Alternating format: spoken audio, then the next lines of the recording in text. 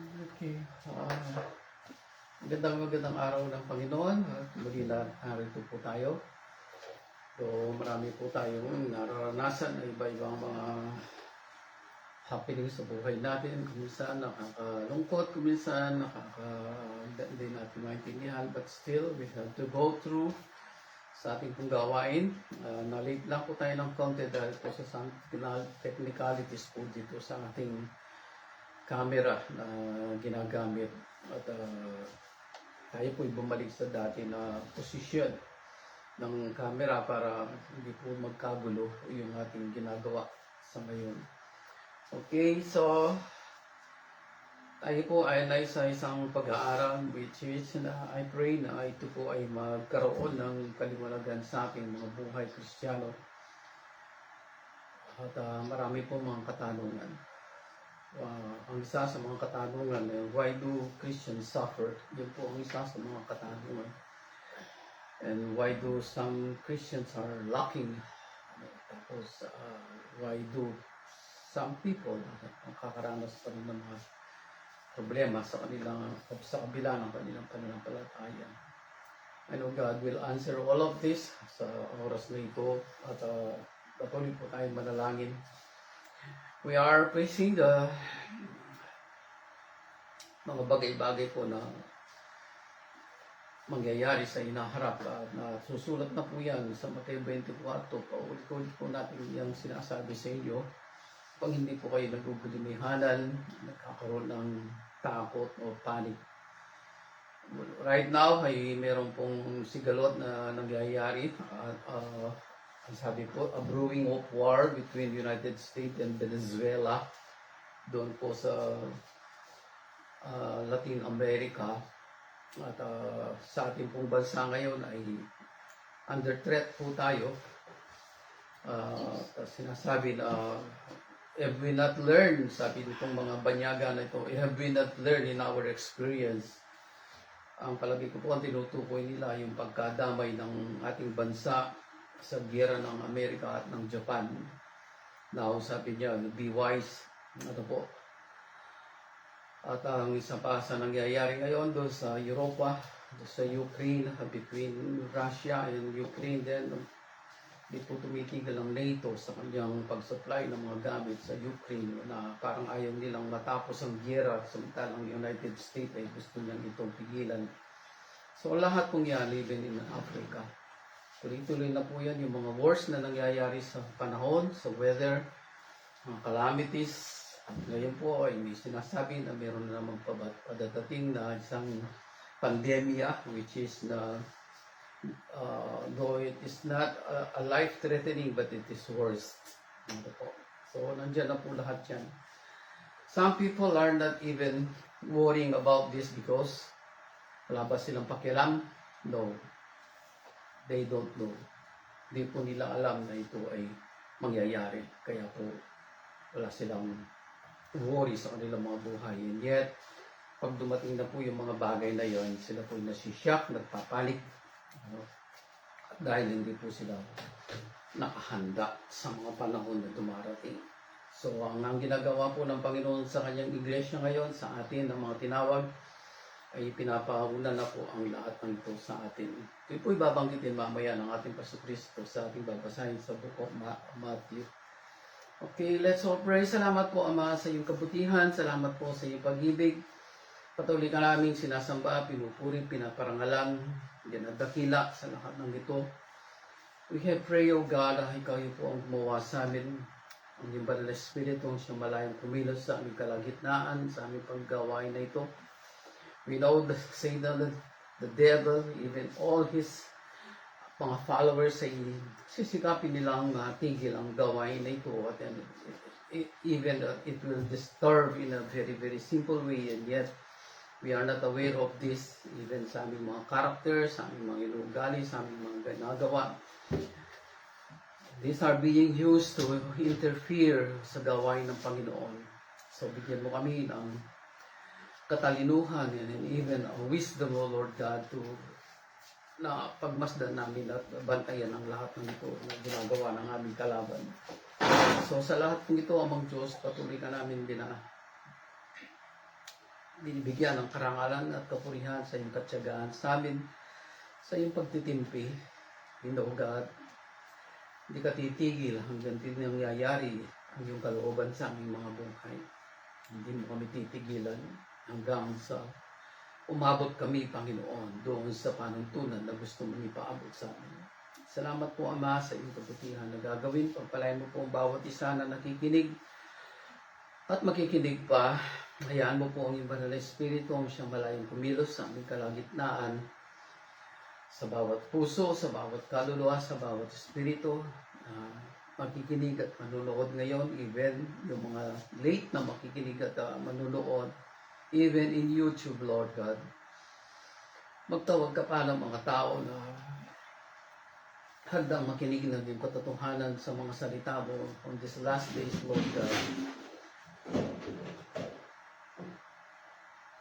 Hayaan mo po, Panginoon, na ang iyong kabutihan, ang siyang patuloy na mangyari sa amin, ang iyong pag-ibig, ang iyong karangalan ng siyang patuloy na mahayag, ang iyong dakilang pangalan ng siyang patuloy na maitanggap. Salamat po, Ama, sa lahat ng ito. Sa iyo po namin binibigay lahat ang karangalan at kapurihan sa pangalan ng aming Kristo. Amen. Okay, so tayo po ay bubukas ng ating Biblia sa Daniel 12 verse 3. Do ito ay isang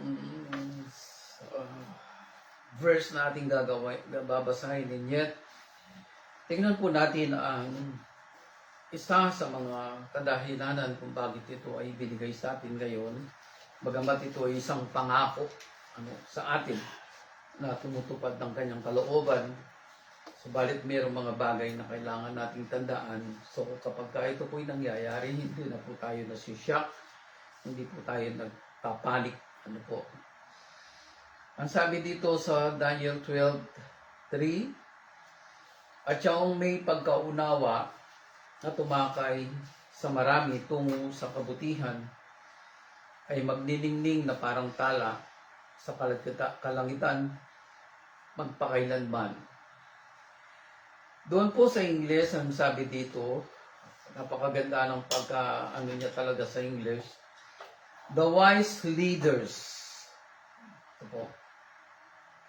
So kasi po yung doon sa umakay, yung pong umaakay ay mga leaders po yan. Pero sa English ay talagang binanggit.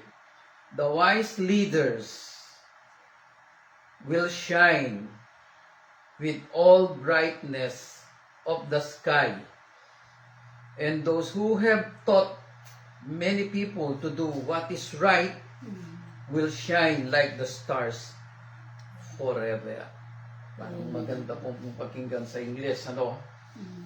Ang tinutukoy niya dito, the leaders, mga tagapanguna, mga magulang, mga father and the mother. The wise leaders will shine with all brightness of the sky.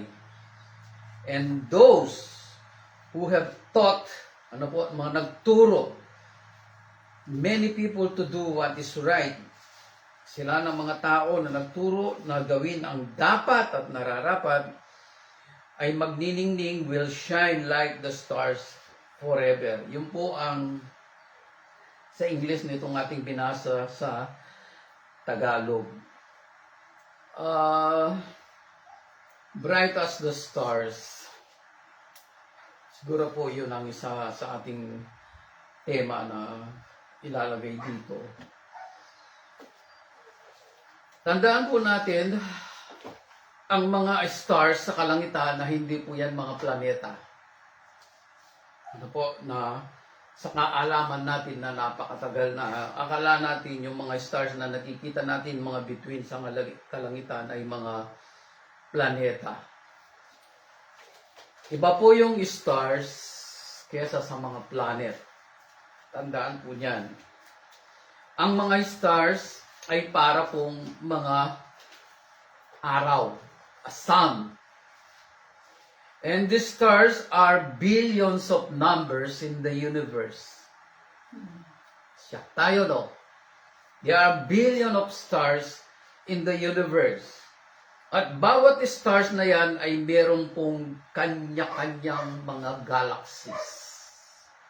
Tayo po ay nasa isang galaxy na tinatawag ng Milky Way. So yung ating pinaka-star sa Milky Way, sa solar system natin ay ang araw na nakikita natin araw-araw. No? So, ang mga stars na yan ay billions of billions ang bilang nila sa kalangitan. So, ang mga planeta ay nakakakuha lamang ng liwanag sa mga stars na yan. Hindi sila nagliliwanag. Katulad po ng buwan, ang buwan ay wala pong sariling liwanag yan. Siya po'y nagliliwanag dahil sa liwanag ng araw. Even kung titignan natin sa ating buhay Kristiyano, we don't have our own light kung talagang tutuusin. Wala tayong sariling karangalan, wala tayong sariling kaluwalhatian.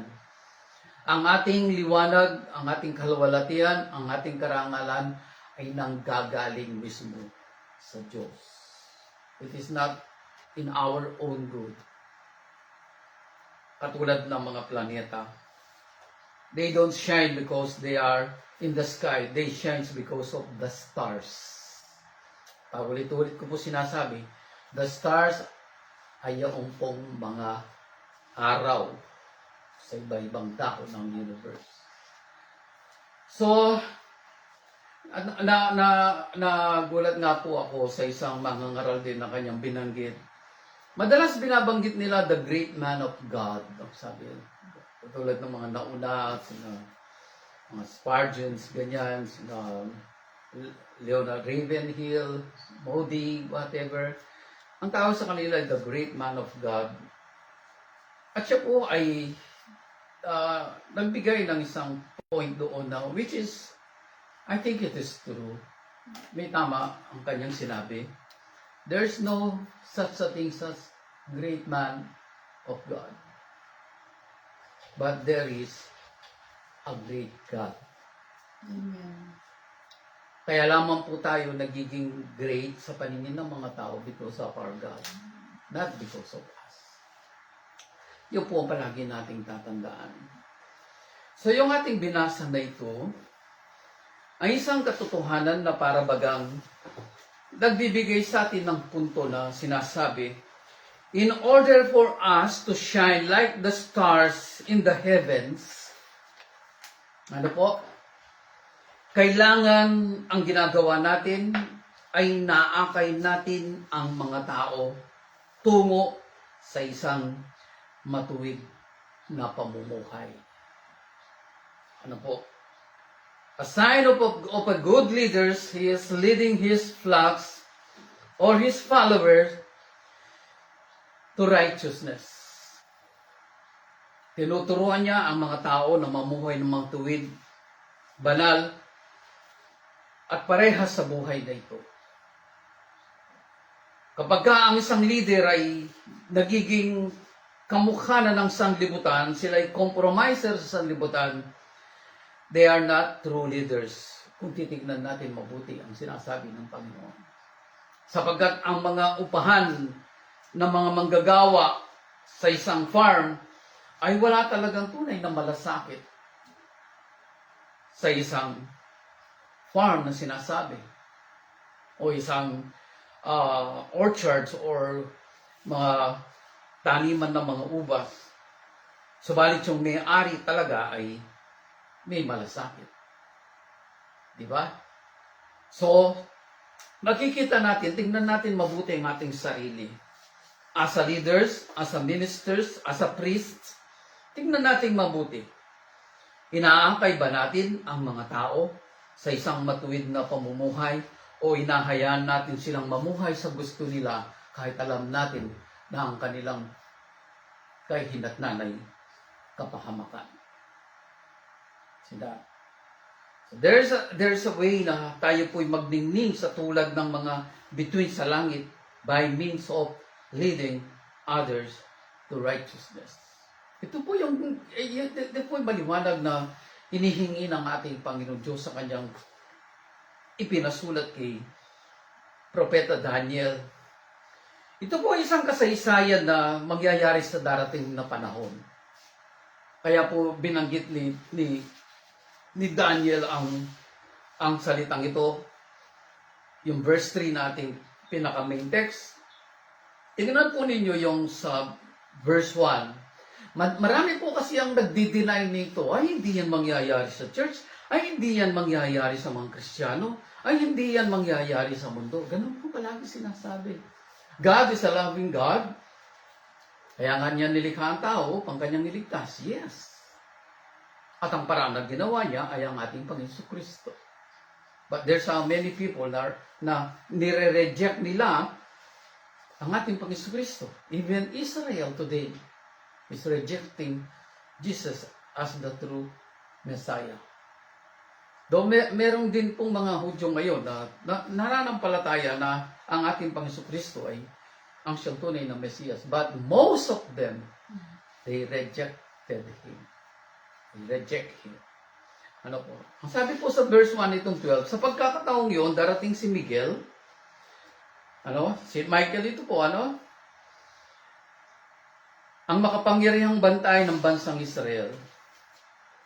At magkakaroon ng matinding kahirapang hindi pa nangyayari kailanman. Sipin po ninyo yan. Tapos dinideny po ng marami. Even in the book of Gospel of Matthew na nakasulat na sa Matthew 24, pilit pa rin dinideny. Ang samantalang nandyan sa book of Daniel, nandyan sa book of Isaiah, nandyan po doon sa book of Malachi, nandyan po yan sa book of Ezekiel. Nandyan po lahat, and yet they are trying to deny this. Kasi bakit hindi nila matanggap? Ang hindi pagtanggap sa ganung mga katotohanan ay maaaring meron pa tayong pagdududa sa ating sarili. Or maybe meron tayong pagdududa sa kanyang mga salita. Or maybe meron pa tayong niyayakap ng mga bagay na kinasusuklaman ng Diyos na ayaw nating bitawan. Kaya ayaw nating maniwala. We are trying to deny this. Nakakala natin tayo po'y makakatakas. So babasahin ko po tuloy-tuloy at magkakaroon ng matinding kahirapang hindi pa nangyayari kailanman. Ngunit maliligtas ang mga kababayan mong ang pangalan ay nakasulat sa aklat ng Diyos.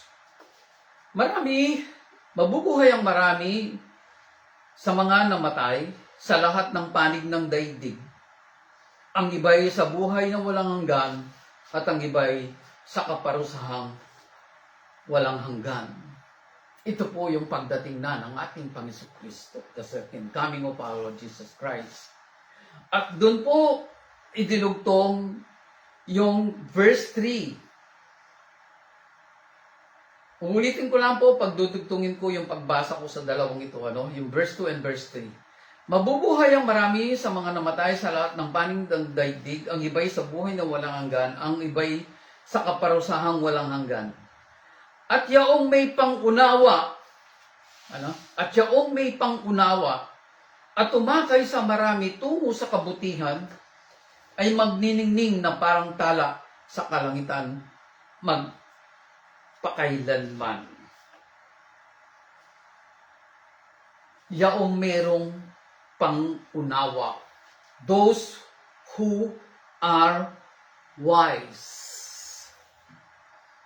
Knowledgeable sa mga salita ng Panginoon. Aakayin nila ang marami tungo sa matuwid na pamumuhay. Ngayon, kung hindi natin naunawaan ang salita ng Diyos at hindi natin naunawaan ang kanyang talagang layunin kung bakit niya tayo tinawag, babaliwalain natin ang iglesia.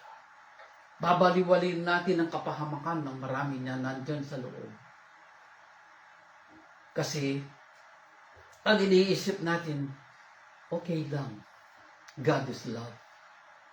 Subalit nakakalimutan natin, in the book of Hebrew, God is a consuming fire. Ang ibig sabihin na isang consuming fire, He is a refiner of our faith. tulad ng pagdalisay niya sa ginto. Ang pagdalisay sa ginto ay dumadaan sa napakatinding init ng apoy. And yet, pilit natin itong dinideny at ayaw nating mangyari sa ating sarili. Meron pong isang nangyari na katawa-tawa nitong mga nakaraang araw. Isang matandang lalaki na namumuno. Ang hinamon ang isang mayor ng isang boxing. Pagkatapos nang dumating yung panahon na yon, araw ng linggo, alam pala niya na ang kanyang hinahamon na ito ay aalis ng bansa. Alam niya. So, itinuon niya yung araw na yon sa araw ng kanilang laban. Which is hindi naman tumango itong kanyang inanyayahan sa isang bro na tinatawag. So, nung dumating yung panahon na yon, wala yung kalaban na kanyang sapagkat umalis nga siya ng bansa. At siya idineklarang panalo. By default. Kasi hindi dumating yung kanyang inanyayahan na maglaban. Mostly, ganun ang ginagawa ng marami. Even Satan is trying to do that. Gusto niya manalo tayo. Ang ating kalaban. Ang diablo, gusto niya manalo tayo. Gusto niya magtagumpay tayo. And yet, lilinlangin niya tayo na sasabihin niya sa atin, ay hindi mo kailangan mag-suffer, ay hindi mo kailangan ng pagsubok, ay hindi mo kailangan ng fire, hindi mo na kailangan ng trials. What is victory without a fight? Where is the glory? Alam po ninyo, kung minsan doon nagkakaroon ng isang bagay na maano. Ako nga, lately, patungkol na lang po sa art. Mayroong isang paligsahan na ang premyo ng competition na ito ay 1 million. Ewan ko kung bakit pumasok sa aking kaisipan na mali ang aking inisip na yon. Doon ko na-realize, nung sinabi sa akin ng isang leader din, kasi alam ko, yung paligsahan na yon, dahil 1 milyon ang premyo ng competition na yon sa art, inisip ko na, tsak na sasali yung mga matitindi. From Mindanao to Visayas and Luzon. Alam ko, sasali sila sapagkat sila yung mga professional at matitindi. And their work of art is worth by hundreds of thousands, even million. So, hindi po ako sumali. Buti na lang, ang nanalo ay isa sa mga inalagaan naming pintor. Ang 1 million. Ang sabi sa akin ng isang leader, isn't it a challenging na ang lahat ng mahusay ay maglalaban-laban? At ikaw ay sasali. Yung karangalan lang na nasali ka doon, kahit hindi ka nanalo ay nagkipag-compete ka sa mga dalubha, sa mga professional. And that is your challenge. Nanlumo po ako nung marinig ko yan. Sabi ko, kung nga pala, bakit ako umatras? Hindi dahil sa kaduwagan, because inisip ko na hindi ako mananalo sa mga taong yan. They are all professionals. Yung pala, hindi man sila sumali.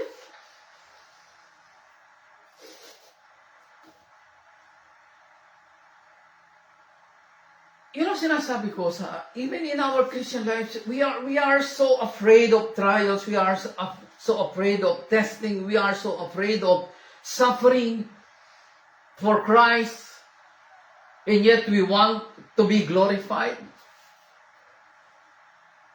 Di ba? Gusto natin masama sa tinatawag nilang rapture. Kami ang tawag namin dyan, like the first resurrection of the dead.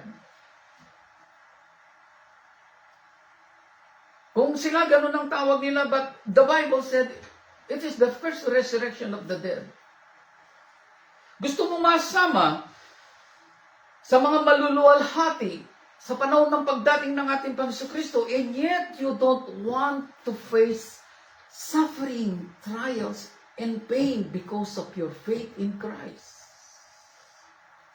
Asan ba yun? Is there's glory in it? Wala. Sa katunayan, hindi ka masasali sa kalwalatian. Because you are a coward, a yellow. Sabi nila, a yellow, a coward. Doon po sa book of Revelation, in the book of Revelation chapter 21, subalit sa mga duwag, ang sabi, sa mga aso, sabi, na gumagawa ng ganito, ay hindi makapapasok sa kaharian ng Diyos. Sa mga duwag na sinasabi doon. Nakakalungkot, pero that's the reality na nangyayari ngayon. Ang gusto lang na marinig ng maraming mga tao, even in some churches, say, blessings, greatness, prosperity, everything, na magbibigay ng kasiyahan sa kanilang mga sarili. But they are forgetting their soul. Nakakalimutan nila ang kanilang mga kaluluwa at kanilang mga espiritu. While you are enjoying the flesh and all its desire, hindi po natin alam, napapahamak na pala tayo.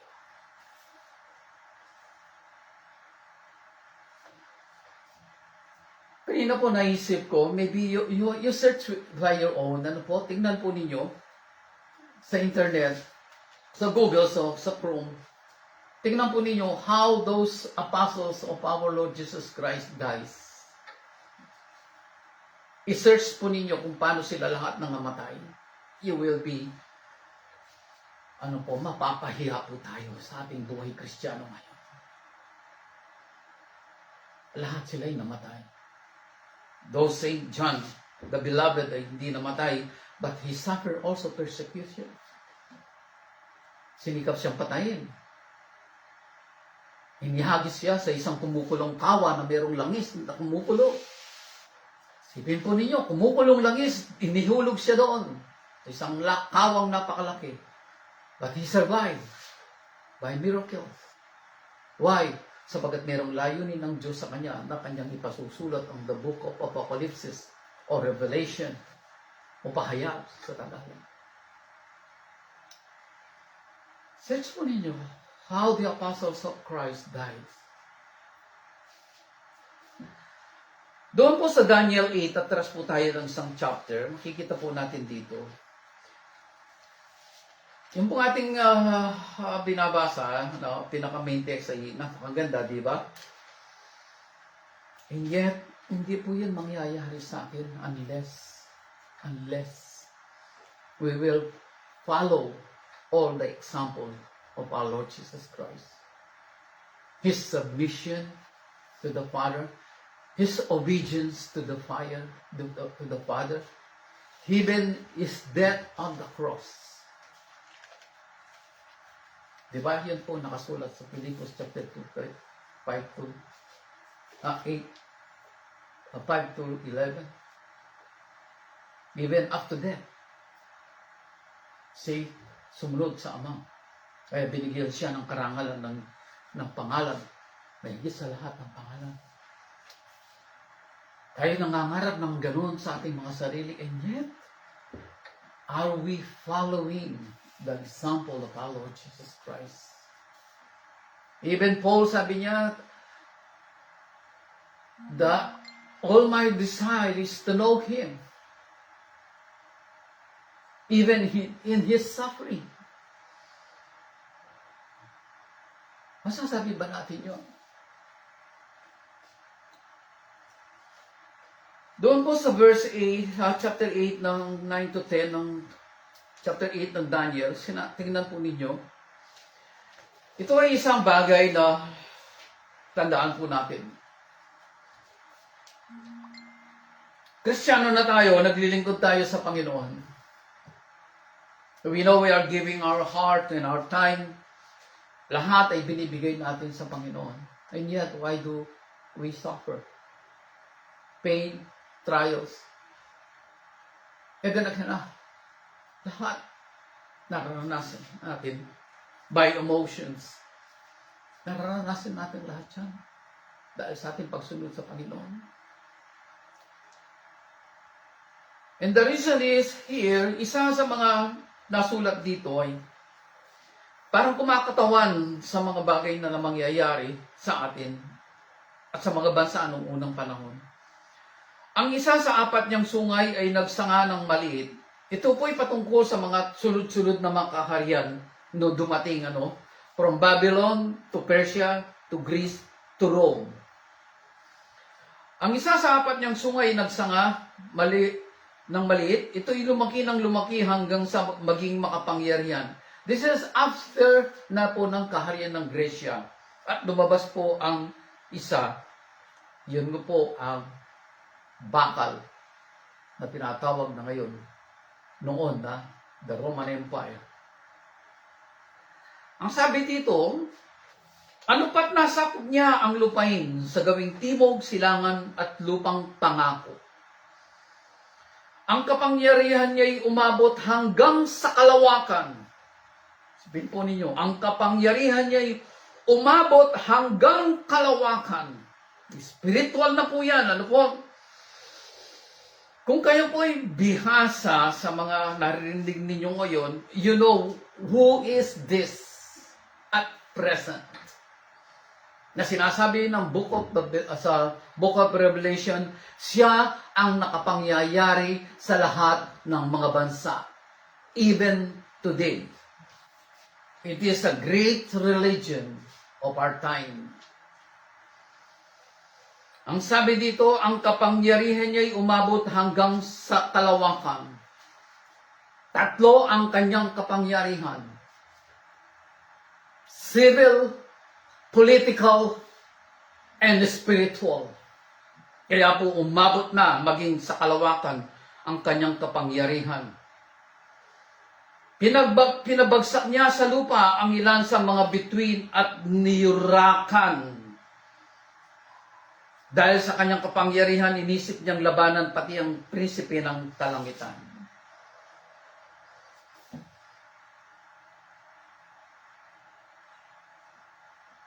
Ituon po natin yung sinabi doon na pinabagsak niya sa lupa ang ilan sa mga bituin at niyurakan.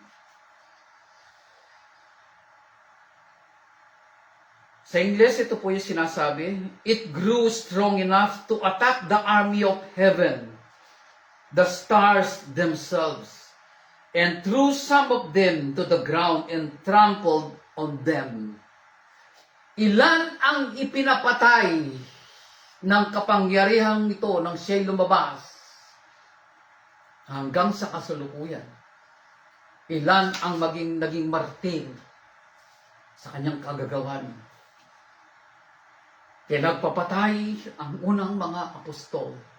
Pinagpapatay ang mga disipulo ng mga apostol. Pinagpapatay ang maraming mga Kristiyano. That's why even Whitefield, even Tyndale suffer. Dahil lamang sa pag-translate ng Bible sa English, sinunog siya ng buhay. Si William Tyndale. Si John Huss sinunog ng buhay habang nakatali din sa poste because of their preaching about the salvation through Christ. Ilan ang pinapatay ng mga taong ito? They pull down all the stars of heaven at kanilang itong niyapakan at nirakan pinatay.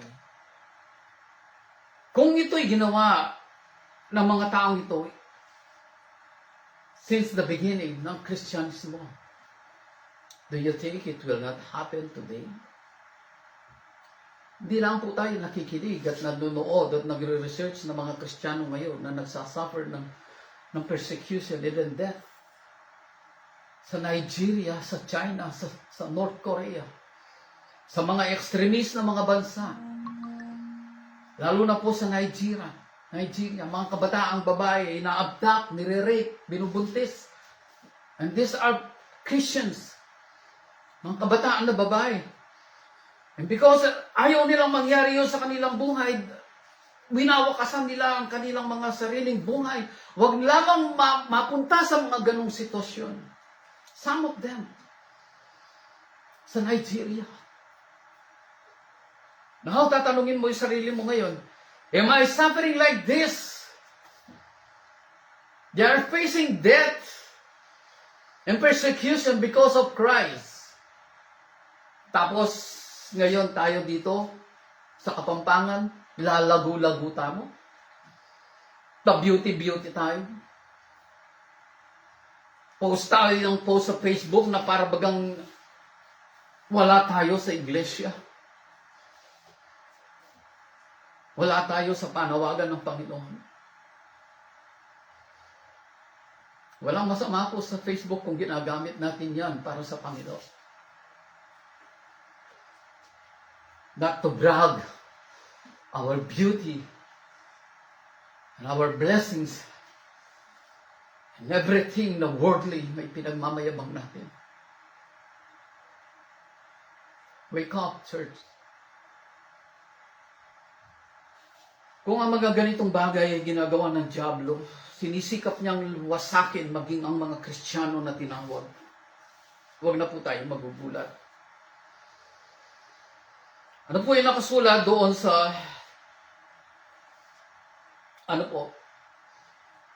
Matthew 24.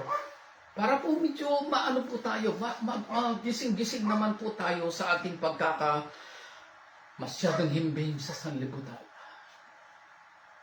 Ano po? Mateo 24, 9 hanggang 25. Medyo mahaba-haba po siya pero kailangan po natin itong basahin. Tuloy-tuloy. Ano po?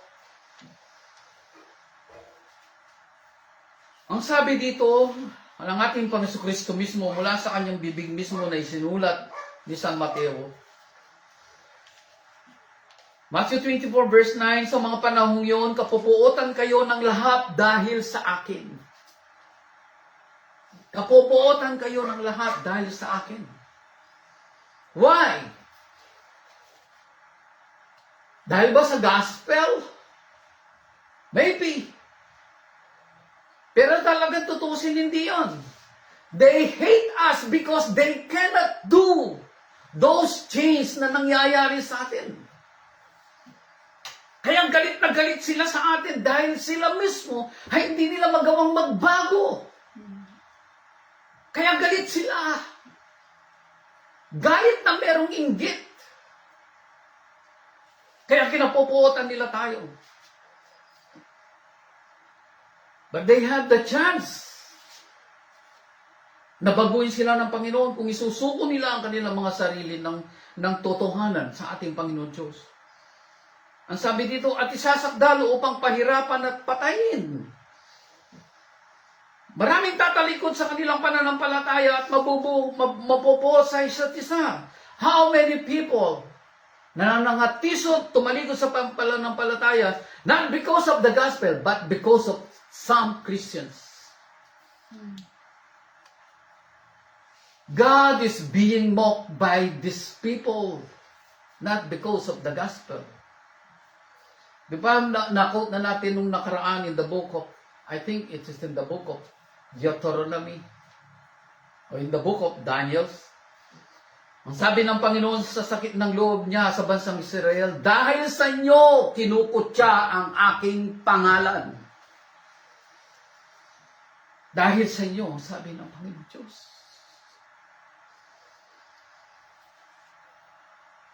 Marami ang tumatalikod not because of the gospel, but because of the life of some Christians na hindi makita ang liwanag sa kanila. Pero ang sabi ng Panginoon natin binasa dito sa Daniel 12, sila na umakay sa katwiran. Sila, leaders, minister, priests, deacons, father, mother, sila na umakay sa marami tungo sa kabutihan ay magniningning na parang tala sa kalangitan. We dream about that, but the question is, are we leading our family, the church, in a righteous life? In a righteous life. Marami ang magpapanggap na propeta at ililigaw nila ang marami. Marami na po ngayon. Marami po. Ang kasama ay lalaganap, ano ba't maglalamig ang pag-ibig ng marami. Ngunit ang mananatiling tapat hanggang wakas ang siyang maliligtas. At ipangangaral sa buong sanlibutan ang mabuting balita tungkol sa paghahari ng Diyos upang ito'y makilala ng lahat ng bansa sa kadarating ang wakas. And we know, ulit-ulit natin ito binabanggit sa ating pag-aaral. It will happen in the first 3.5 years of the covenant in the United Nations. Palapit na pong mangyari yan. Sasama-sama na po sila. Makikita ninyo ang nagaganap sa banal na lugar ang kalapastanganan walang pangalawa na tinutukoy na propeta Daniel. Alam na rin na po natin ngayon kung ayan. Kung hindi pa po, hanapin po ninyo sa YouTube yung mga preaching na nandoon sila. Unawain ito nung bumabasa. Unawain ito nung bumabasa. Kapag nangyari nito, ang mga nasa Judea ay dapat tumakas sa kabundukan. Ang mga nasa bubungan ay huwag nang mag-abala na bumaba upang kumuha ng kahit ano sa kanyang bahay. Ang mga nasa bukid ay huwag nang umuwi upang kumuha ng balabal. Kawawa ang mga nagdadalang tao at nagpapasuso sa mga araw na yon. Ipanalangin ninyo na ang inyong pagtakas ay huwag mataon sa taglamig o sa araw ng pamamahinga. Kasi po, mahirap maglakbay na mayroong snow o sa araw ng pamamahinga sapagkat masyado po ang bansang Israel sa pagsunod ng Sabbath day. Ang tinutukoy po dito ay ang bansang Israel, mga Hudyo. Ano po? Sapagkat sa panahon yun, ang mga tao ay magdaranas ng napakalaking kapighatian, hindi pa nararanasan mula ng likhain ang sanlibutan hanggang sa ngayon at hindi na mararanasan pa kailanman. Ayon, didinay natin na hindi ito mangyayari. Naggaling mismo sa salita ng ating Panginoon. At kung hindi pa iikliin ang panahong yon, walang maliligtas, ngunit alang-alang sa mga hinirang paiikliin ang panahon na yon. By the way, hindi rin pa rin yun na alam, hindi natin alam. Bumilis po ang pag-ikot ng mundo ng ilang segundo sa ngayon. Bumilis po ng ilang segundo ang kanyang pag-ikot ngayon. It means, bumibilis siya. Bumibilis siya. Marahil connected ito sa sinabi ng ating Panginoon, at kung hindi palikliin ang panahon yun, walang maliligtas. Kasi masyado nang mahaba yung mga oras, mga panahon. Pero ang gagawin ng Panginoon, bibilisan niya ang panahon upang ito'y kaagad matapos. Alang-alang sa mga hinirang. Ano po? So nakikita po natin ang lahat ng yan. Kung may magsabi sa inyo, narito ang Mesiyas o nariyan, huwag kayong maniniwala sapagkat may magpapanggap na Mesiyas, may ilang ililitaw ng mga buloong propeta. Magpapakita sila ng mga agila-agilas na tanda at mga kababalaghan upang iligaw kung maaari, pati mga hinirang ng Diyos. Meron na pong aparato ngayon na pwede po silang lumikha ng bagyo. Pwede po silang lumikha ng earthquake. Pwede po silang lumikha ng tsunami. Pwede po silang lumikha ng apoy na bababa mula sa kalangitan at babagsak sa lupa. Pwede po silang gumawa ng iba't ibang mga kababalaghan. Andyan na po siya. Yung aparatong yun. At marami sa mga tao, lalo na yung hindi mananampalataya, ang madadaya ng mga milagrong yan na gawa-gawa lamang ng tao, hindi ng Diyos. Kaya nga po, magpapakita sila ng mga kagilagilalas na tanda at mga kababalaghan upang iligaw, kung maaari, pati mga hinirang ng Diyos. The devil will try to deceive even the elect. At meron na po ngayong mga na-deceive. They are pastors, ministers, Christians na nakikita natin. They are so spiritual and yet they are deceived of the flesh and the world. So be aware. Ang sabi po sa verse 25, tandaan ninyo. Sabi ng ating Panginoon Kristo, tandaan ninyo, ipinagpauna ko ng sabihin ito sa inyo. Ipinaguna ko ng sabihin ito sa inyo. Ito'y mangyayari lalo na sa panahon natin. Sa panahon natin. Kaya maging aware po tayo. But the very, very good things here is, babasahin po natin, ano po kayang malungkot? Inuna lang po natin yung mga bagay-bagay ng mga ganyan na mangyayari. But there is a promise from God Himself. Though it was promised to Israel, the physical Israel, up to today, huwag po kayo mag-alala sa bansang Israel. Bahala ang Diyos diyan, even the physical. But the most important here is what God is doing to the spiritual Israel. Tayo po yun. Ang iglesia. The church. Hindi po yung nakikita ninyo nagagandaan mga building dyan sa labas. Hindi po yan mga church. Mga building po yun. Wala pong kinalaman yan sa church. Mga building po yan. The church are the people who are called out from the world. Ecclesia. Called out from the world. Para alam po natin, ang ibig sabihin ng ecclesia. Called out from the world. Ito po yung pangako ng ating Panginoon. Para hindi po kayo masyadong ano pang ang gagawin natin? Well, ito po yan. Though it is promised to Jacob, the physical Israel, it is also promised to us as the spiritual Israel. And my favorite verse, palagi natin binabanggit sa inyo, Isaiah 41:10, ako'y sa inyo, huwag kang matakot. Ako ang iyong Diyos. Di ka dapat mangamba kanino man.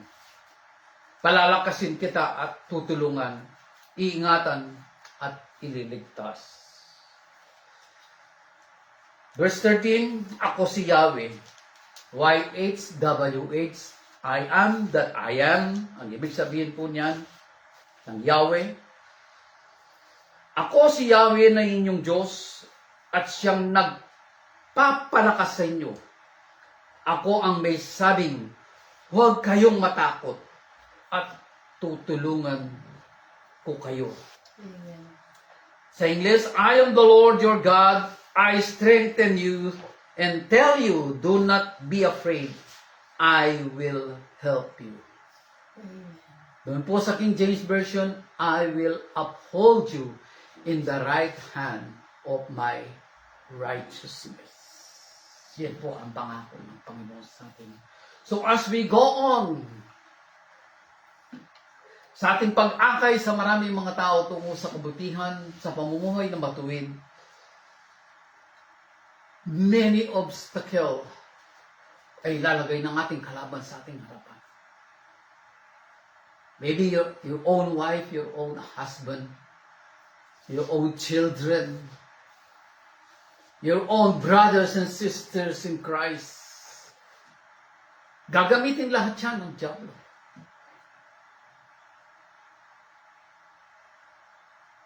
But do not be afraid, ang sabi ng Panginoon.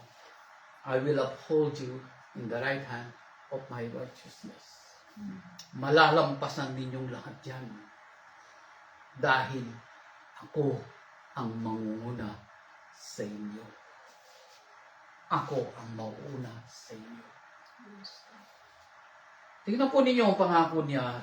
Sa verse 1 ng chapter 41, sinabi ng Diyos, manahimik kayo at makinig. Isaiah 41, yung pong the same chapter nating binasa, na 10 and 13. Sinabi ng Diyos, manahimik kayo at makinig. Mga bansa sa malayo, humanda kayo at dalhin sa hukuman ang inyong usapin. Doon ang panig nyo ay pakikinggan para malaman kung sino ang may katwiran. Sino ang naganyaya sa isang mandirigma mula sa silangan at nagbigay ng tagumpay sa lahat ng kanyang pakikilaban? Ang mga hari at mga bansa ay parang alikabok na lumilipad sa wasiwas ng kanyang tabak at parang dayaming tinatangay ang hanging malakas.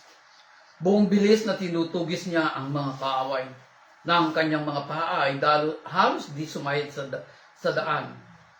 Ito na po. Sino? Yan po. Sa verse 4, sino ang nasa likod ng lahat ng ito? Sino ang nasa likod ng lahat ng ito? Even calling all the generals and the empires to execute the judgments of God. Who is behind all of this? It is God. Ang sabi dito, sino ang nasa likod ng lahat ng ito? Sino ang nagpapagalaw sa takbo ng kasaysayan? Sino ang nagpapagalaw sa takbo ng kasaysayan? It is God. Akong si Yahweh na naroon na sa simula pa. Akong Panginoong Diyos na naroon din hanggang sa wakas. Ngayon, sasabihin natin, paano ko? Paano ako? Paano ako lalaban? Paano ako? Lahat. Marahil lang sasagot ng Panginoon, ako si Yahweh na naroon na sa pasimula pa ng pagkatawag ko sa iyo.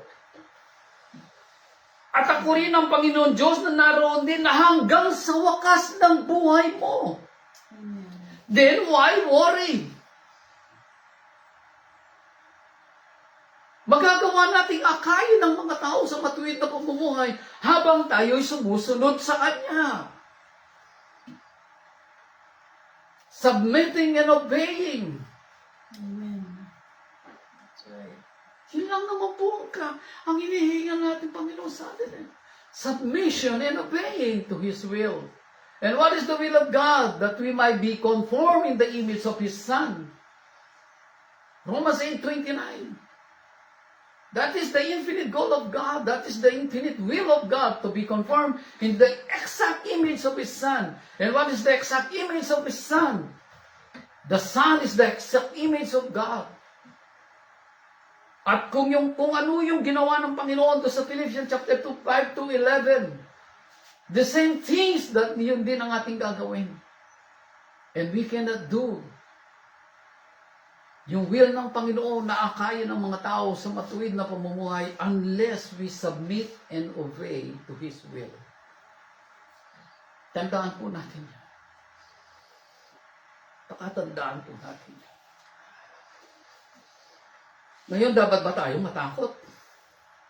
Ipinanalangin na nga po tayo ng Panginoon since the beginning. In the Gospel of John, 2,000 years ago, pinanalangin na po tayo. Basahin po ninyo ang John 17. Andyan po lahat. Pinanalangin na niya. Ang sabi po doon sa verse 20, nung chapter 17 na panalangin ng Panginoon para sa kanyang mga apostol, sa kanyang mga alagad, hindi lamang sila ang idinalangin ko, ang sabi ng Panginoon, kundi pati ang mga nananalig sa akin dahil sa kanilang pahayag. Silipin po ninyo. Time and time and time and time hanggang ngayon, ang panalangin ng Panginoon ay nangyayari sa lahat ng tumatanggap sa ating Panginoon. Even up to this time. Ipinanalangin na po tayo ng Panginoon. Even those people na makikinig sa atin, sa ating pagtuturo sa kanila sa matutuwid na buhay, even them, na ipaabot sa atin ng Panginoon, ipinanalangin na sila ng Panginoon. Though we have to pray for them, but since the beginning, In the book of John 17, ginawa na yan po ng Panginoon. Napakaganda ng sinabi niya doon sa verse 14, na ibigay ko na sa kanila ang iyong salita at kinauputan sila ng sanlibutan sapagkat hindi na sila makasanlibutan tulad kung hindi makasanlibutan. Amen. Hindi ko dinadalangin alisin mo sila sa sanlibutan, kundi iligtas mo sila sa masama. Hindi sila makasanlibutan tulad kung hindi makasanlibutan. Italaga mo sila sa pamamagitan ng katotohanan. Ang salita mo'y katotohanan. Kung paanong sinugo mo ako sa sanlibutan, gayon din naman sinusugo ko sila sa sanlibutan, at alang-alang sa kanila'y itinalaga ko ang aking sarili upang maitalaga rin sila sa pamamagitan ng katotohanan. So doon pumapasok po yung verse 20, hindi lamang sila ang idinadalangin ko, kundi pati ang mga mananalig sa akin dahil sa kanilang pahayag. Nakita po ninyo, even Jesus prayed, people. Hindi ko inihingi sa iyong Ama na alisin mula sila sa sanlibutan. Sila hindi makasanlibutan tulad kong hindi makasanlibutan. Are we? Tanong po sa inyo, are we? Tayo po ay hindi na makasanlibutan.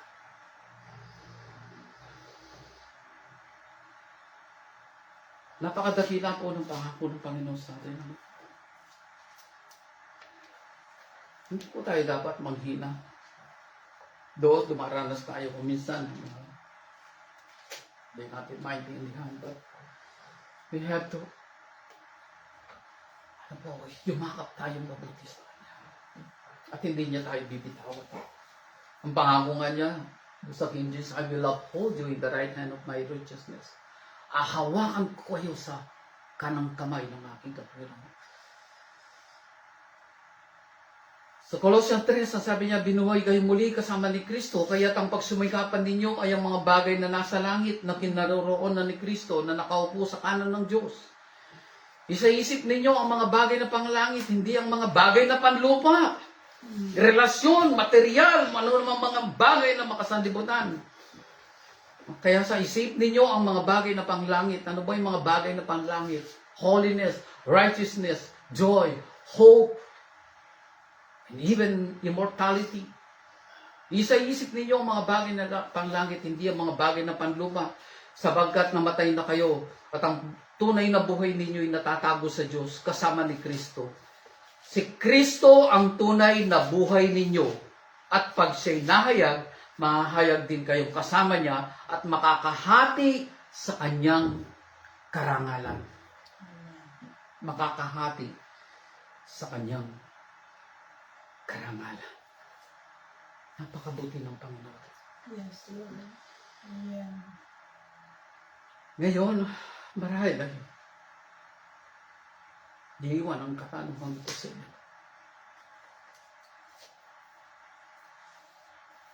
Ang pangako ng Daniel 12:3, sila na umakay sa mga tao tungo sa kabutihan ay magniningning na parang tala sa kalangitan.